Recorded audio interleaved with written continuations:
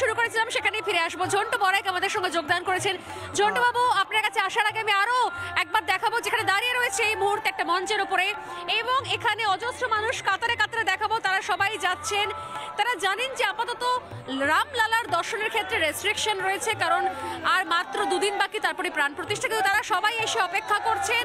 তারা রামলালাকে দেখেই তারপর যাবেন। दूर दूर থেকে আসছেন, আমি একবার একটু কথা বলে নেব। कहां से आ रहे हैं, कहां से आ रहे हैं आप लोग, कहां से आ रहे हैं? हम लोग अयोध्या से ही हैं। आप अयोध्या से, आप कहां से आ रहे हैं? 30 किलोमीटर यहाँ से दूर है, गोसाईगंज। আচ্ছা আচ্ছা, डिस्ट्रिक्ट हम लोगों का है ये। আচ্ছা।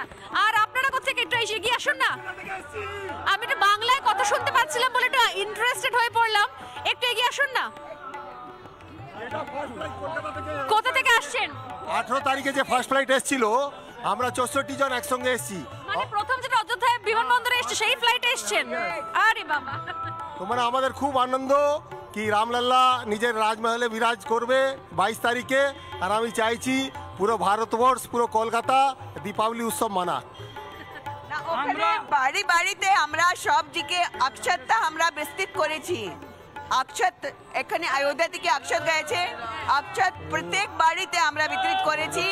5টা দীপক দিয়েছি। ওই 5টা দীপক 22 তারিখে যখন আমার রামলালা গর্ভগৃহে স্থাপিত হবে, আমার মহলে আমার ঠাকুর বসবে, সেই টাইমে আমার আনন্দে হয়ে প্রত্যেক বাড়িতে ওটা জ্বালবে। প্রত্যেক বাড়িতে ওটা 5টা দীপক জ্বালাবে। বাংলা থেকে প্রচুর মানুষজন এসেছেন। আমরা যে 64 জনই এসেছি, আমরা ও 64 জনের গ্রুপকে নাম দিয়েছি রাম কি বারাত। তো আমরা 4 দিন জন্য একদম নতুন নতুন ড্রেস করেছি। সবাই 64 জন একরকমই ড্রেস পরছে, আমরা 3 জন আছি একরকম ড্রেস আপনি দেখতে পাচ্ছেন। খুব সুন্দর। মানে আমাদের গ্রুপে আমার আছে, হ্যাঁ হ্যাঁ, মহারাজা অগ্রসেন ধাম এটা আছে। আমরা রামজি সূর্যবংশী, আমিও ওর বংশে আছি।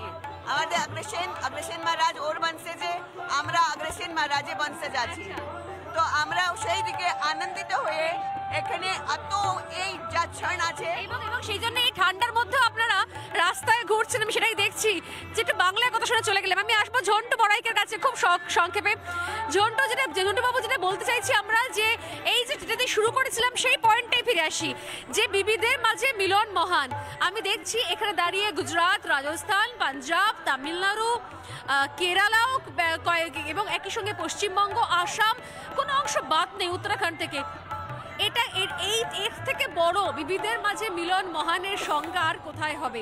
ঝন্টু বাবু, আমি স্বর্ণালী বলছি। আজ থেকে 100 বছর আগে ওয়াজেদ আলীর বিখ্যাত ভারতবর্ষে যে পুরুষোত্তম রামকে কেন্দ্র করে ভারতের জাতীয় আবেগের উত্থান, উদ্মিলন, সেটা বুঝিয়ে আজকের দিনে একটা সফল চিত্র আকারে তুমি তুলে ধরেছো এই চ্যানেলে।